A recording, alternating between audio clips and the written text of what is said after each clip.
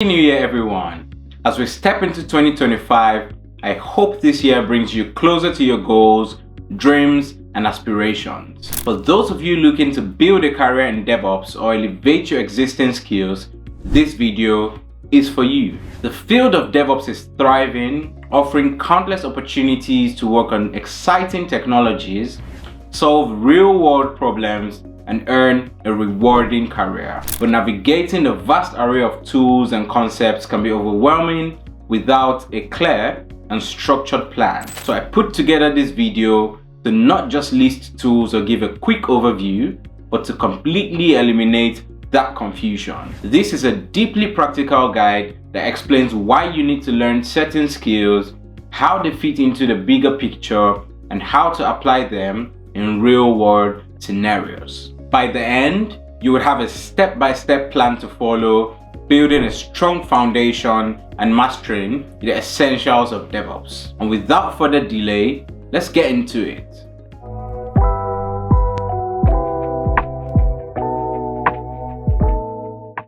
So let's start by laying the groundwork, the absolute must-haves that set the stage for everything else. The journey into DevOps begins with Linux, which is the backbone of most modern servers, applications, and cloud platforms. So imagine Linux as the control room of a spaceship. Knowing how it works is essential to navigating the vast array of DevOps tools and environments. To be very straight up with you, mastering Linux is not just beneficial, but it's indispensable. Your day-to-day tasks will often involve configuring servers, troubleshooting issues, and managing applications, most of which happen on Linux. So start by becoming familiar with the command line interface or CLI, as this is where you will interact with Linux most of the time. Learn fundamental commands like ls to list files, mkdir to create directories, chmod to change permissions, and ps to view running processes. These might seem basic, but they are the building blocks for more advanced operations. For instance, if a web server is running slowly, you might use top to view processes consuming resources, or df to check if the disk is full. So once you've covered the basics, dive deeper into the Linux file system to understand its hierarchical structure, how files are organized, and the purpose of key directories like etc, var, and user or usr. Practice editing configuration files using text editors like Vim or Nano. So now let's take a look at a scenario. Imagine you're tasked with setting up a web server. You need to configure it by editing files in etc, ensure proper permissions with chmod, and restart the service using commands like systemctl. These exercises build practical, hands-on confidence. Once Linux fundamentals are in place, transition into networking, which is the glue that holds applications, servers, and users together. So start with the basics, learn about IP addressing, how devices are identified on a network, learn about DNS, which is how domain names are translated into IP addresses, learn about ports and protocols like HTTP and HTTPS. So picture a scenario where users report they can't access your application. Understanding how DNS resolves a domain name to an IP address, or using tools like netstat to check open ports, can help you quickly diagnose and resolve the issue. So you really need to practice using network troubleshooting tools. Commands like ping check connectivity, traceroute helps identify network bottlenecks, and curl tests HTTP endpoints. Familiarize yourself with firewalls to secure your systems by controlling which traffic is allowed in and out. Networking is not just theory, it's literally the lifeline of modern infrastructure. Solid Linux and networking skills form the foundation upon which every other DevOps concept is built. Once you have this base, the next logical step is mastering collaboration and code management with Git. Understanding Git, the most widely used version control system, is a highly critical skill for any DevOps engineer. Think of Git as a time machine for your code. It allows teams to collaborate seamlessly, to track changes they've made and revert to previous versions if something goes wrong. So begin by learning the basics, cloning repositories, creating branches, making commits, and merging code. But don't stop there. Understand the workflow in depth. For example, when a developer makes changes, they push them to a shared repository. If another developer is working on the same project, Git's branching and merging capabilities ensure that their work does not overwrite each other's. This collaborative process is crucial in DevOps, where multiple teams often work on the same infrastructure or application code. You also want to dive into pull requests, which are more than just a way to merge code, but they are an opportunity to review changes, run automated tests, and ensure quality. Imagine you're deploying a new feature. During the pull request review, automated tests fail if defined thresholds are not met. Git's integration with CI/CD tools catches the issue before it impacts production, saving time and preventing potential downtime. Git isn't just for application code, it's the backbone of GitOps, which is a practice where infrastructure configurations, for example, Kubernetes manifests or Terraform scripts, are stored in version control. This approach ensures that your infrastructure is always in sync with its desired state. For instance, if someone manually modifies a server configuration, you can detect the drift and automatically revert it using the Git repository as the source of truth. And I'll re-emphasize, mastering Git is a non-negotiable skill for any DevOps engineer. Once you're confident with Git, the next step is to unlock the power of automation through programming. Automation lies at the heart of DevOps, and programming is the tool that makes automation possible. Among programming languages, Python stands out for its simplicity and versatility, making it the ideal choice for scripting, automating tasks, and interacting with APIs. So start by understanding the fundamentals, Python syntax, variables, loops, functions, and data structures like lists and dictionaries. Then you want to move into practical applications. Write scripts to automate repetitive tasks.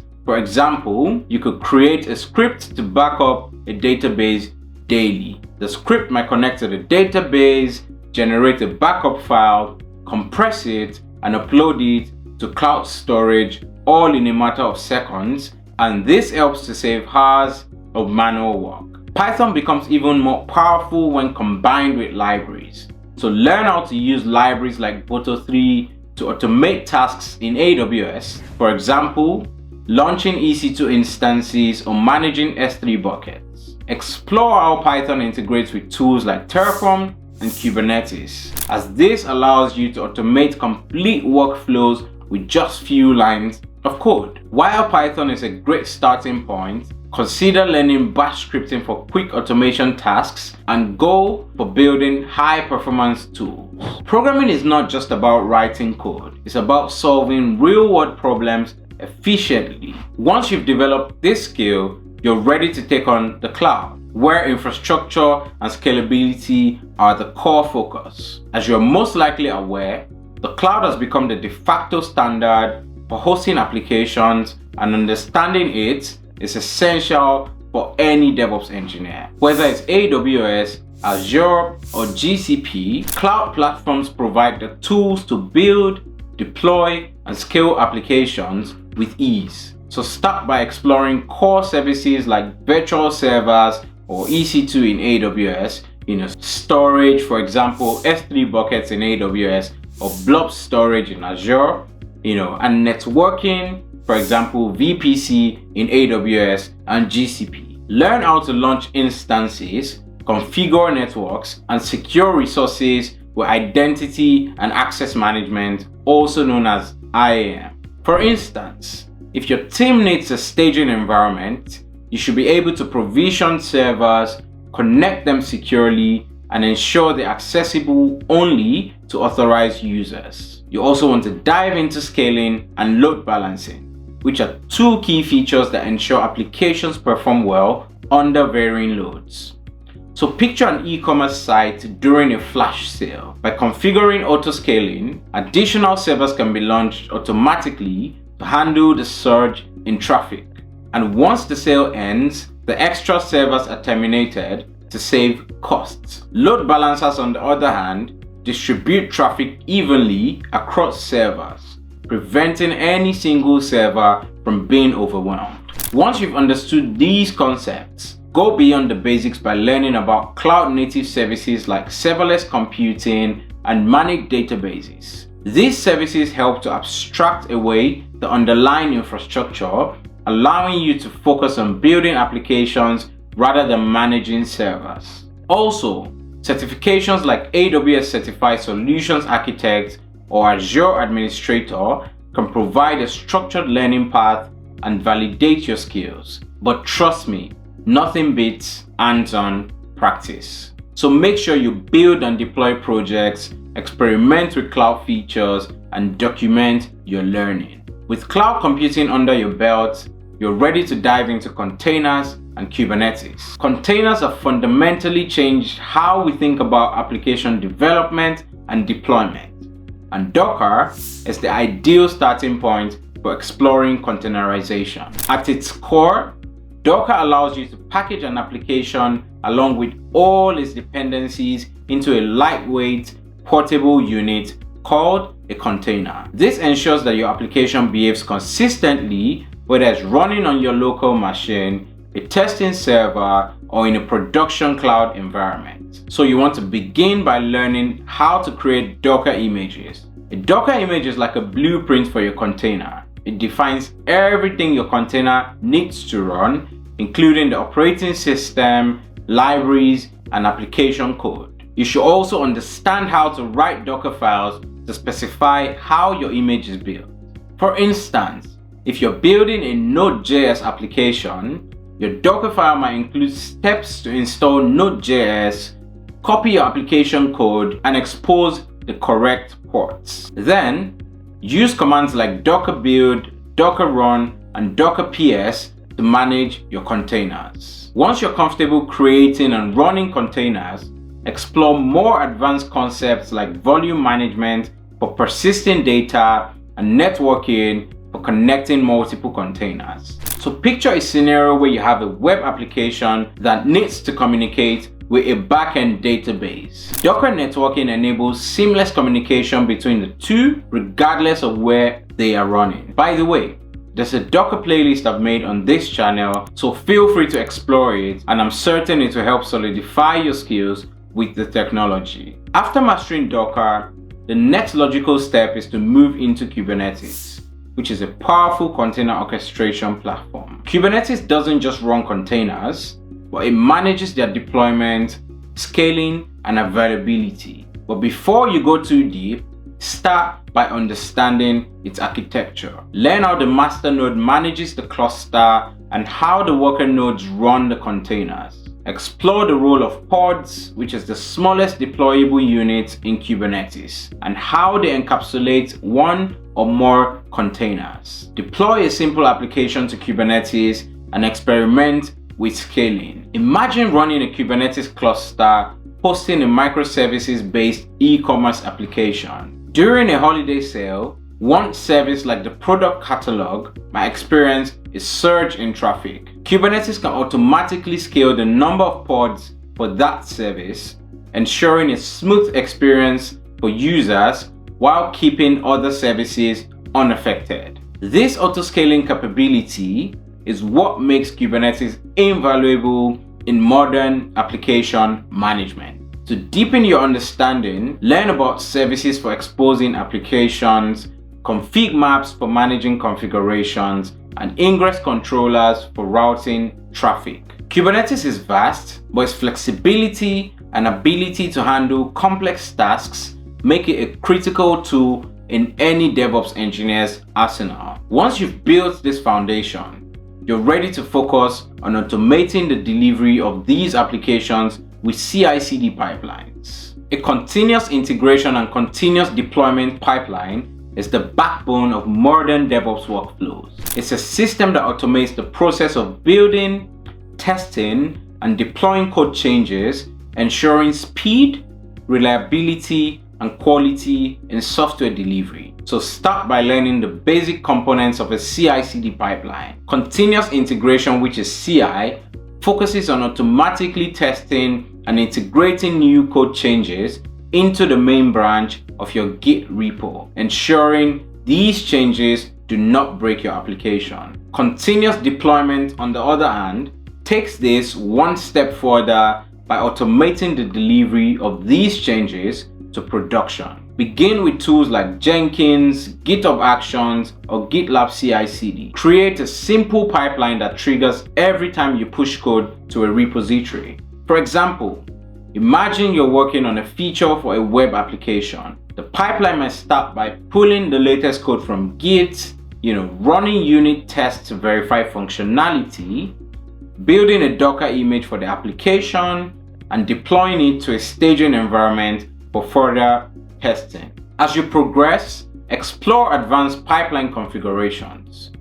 Add stages for security scans, performance tests, and database migrations. For instance, if you're deploying a new feature, a pipeline stage can ensure that the database schema is updated automatically, avoiding manual errors. Learn about rolling deployments to gradually release new features, minimizing the risk of introducing bugs. CI/CD is not just about automation, it's about embedding quality into every step of your workflow. It ensures that developers get rapid feedback, operations teams maintain stability, and users experience fewer disruptions. With CI/CD pipelines in place, the next focus is on automating the environments themselves with infrastructure as code, also known as IaaC. Managing infrastructure manually is time-consuming, highly error-prone, and hard to scale. Infrastructure as code changes the game by allowing you to define infrastructure configurations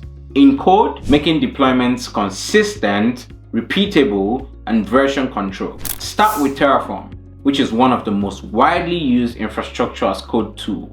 Learn the basics of providers, which allow Terraform to interact with cloud platforms like AWS or Azure, and resources which define the infrastructure components you want to create. For instance, write a Terraform configuration to provision an EC2 instance, an S3 bucket, or a database. Imagine this scenario. Your team needs a new testing environment identical to production. With Terraform, you can define the entire environment, which could consist of servers, networks, and security groups in a single configuration file, and also run a single command, and Terraform will create everything for you in minutes. But also ensures that the environment matches production exactly, reducing bugs caused by configuration drift. Explore advanced concepts like modules, which allow you to reuse configurations, and remote state management,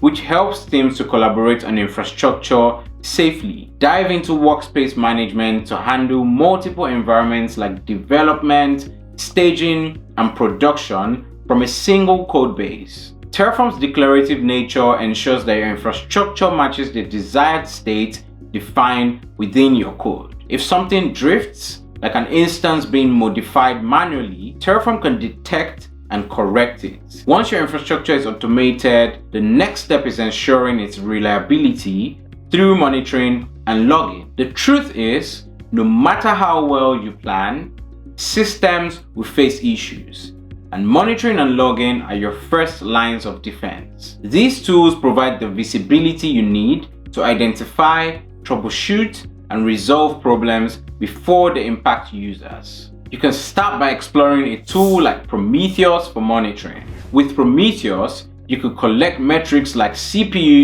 usage, memory consumption, and request latency from your systems. Pair it with Grafana to visualize these metrics in intuitive dashboards.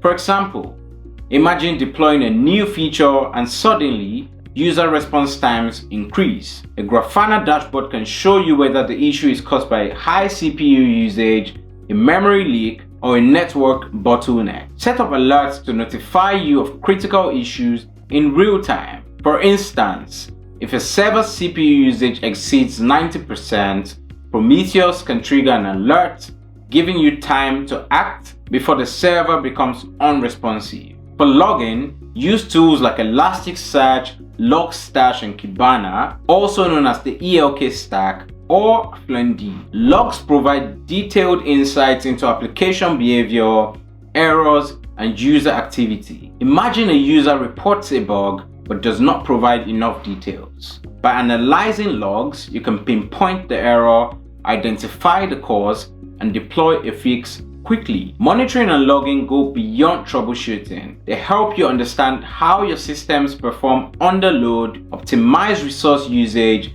and plan for scalability. With a robust monitoring and logging setup, your systems remain reliable and your team gains the confidence to innovate. As we wrap up, you can see that mastering DevOps is an ongoing journey of growth and hands-on application. Each skill, from understanding containers and CI/CD pipelines to implementing infrastructure as code and effective monitoring, is a crucial building block in creating a robust problem-solving toolkit. This roadmap goes beyond merely learning tools. It's about grasping how these tools integrate, support organizational objectives, and streamline workflows to create smoother experiences for both teams and end users. As we move through 2025, commit to not just learning, but mastering these skills. Apply them in projects, experiment with real-world scenarios, and build solutions that add tangible value. This year, make it a duty to be very intentional about your growth, your success, and making a meaningful impact in the world of DevOps. Cheers to a productive and transformative 2025, and I'll see you in the next video. Bye.